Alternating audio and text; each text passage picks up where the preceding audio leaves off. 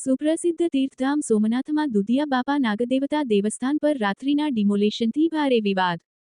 સોમનાથ મંદિર રોડ પર trust office સામે આવેલ પ્રાચીન દેવસ્થાન પર તંત્રની કાર્યવાહી. રેવન્યુ વિભાગ દ્વારા મોડી રાત્રે જેસીબી મશીનથી બુલડોઝર ફેરવાતા ભાવિકોમાં રોષ. અચાનક ડિમોલેશનથી સ્થાનિકોમાં આક્રોશ, મોટી સંખ્યામાં લોકો સ્થળે એકત્રિત. ઘટના જાણ થતાં જિલ્લા કલેક્ટર, ધારાસભ્ય સહિત તાત્કાલિક સ્થળ પર દોડી આવ્યા.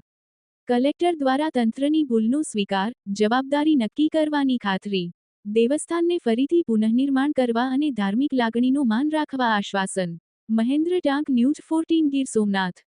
અડધી રાતે જ્યારે મને ફોન આવ્યો અહીંયાથી અમારા નગર સેવકનો પટેલોનો, અને વાત કરી કે અહીંયા અડધી રાતે એક મંદિર રસ્તા ઉપર છે, એ મંદિર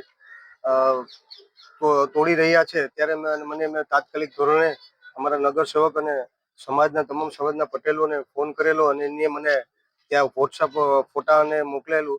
અને એ મંદિર જ્યારે તોડતા હતા ત્યારે તંત્રને તાત્કાલિક ધોરણે મેં રાત્રે જિલ્લાના કલેક્ટરને ફોન કરેલો, અને કલેક્ટર દ્વારા રાત્રે મને વાત થયેલી કે મેં ભાઈ જે કંઈ આ વિસ્તારમાં જે લોકોએ સ્વેચ્છાએ એમનું મકાન જે દસ્તાવેજ કરેલું છે વેચ્યું છે, અને સ્વેચ્છાએ જે મકાન દસ્તાવેજ કરીને વેચ્યું છે, તમે એને પાડતા હોય તો અમને કંઈ વાંધો હોતો નથી.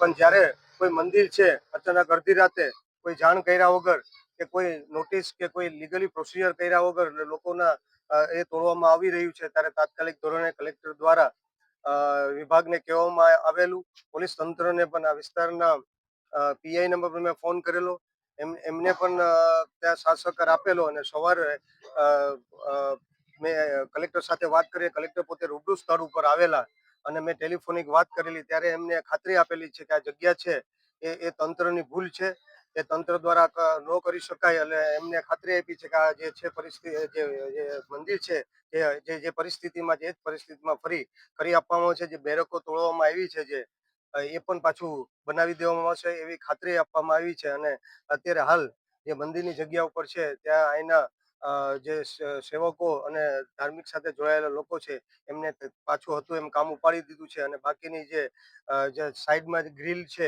એ ગ્રીલ તંત્ર દ્વારા કીધું કે અમે ફરી ફિટ કરી દેવામાં આવશે.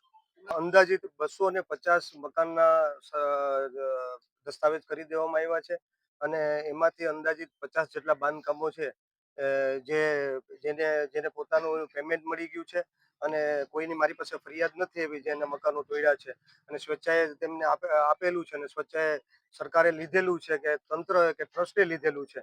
એટલે 50 જેટલા મકાનો તોડવામાં આવ્યા છે, અને એમાં મારી પાસે કોઈ ફરિયાદ નથી આવી, પણ આ મંદિરની બાબતમાં આવી છે. એટલે હું પોતે કલેક્ટર સાથે પણ વાત કરી, એમને ખાતરી આપી છે કે આ જે મંદિર જે પરિસ્થિતિમાં હતું એ જ પરિસ્થિતિમાં કરી દેશું, અને રૂબરૂ મુલાકાત અને લોકોની મુલાકાત માટે થઈને હું આવ્યો છું.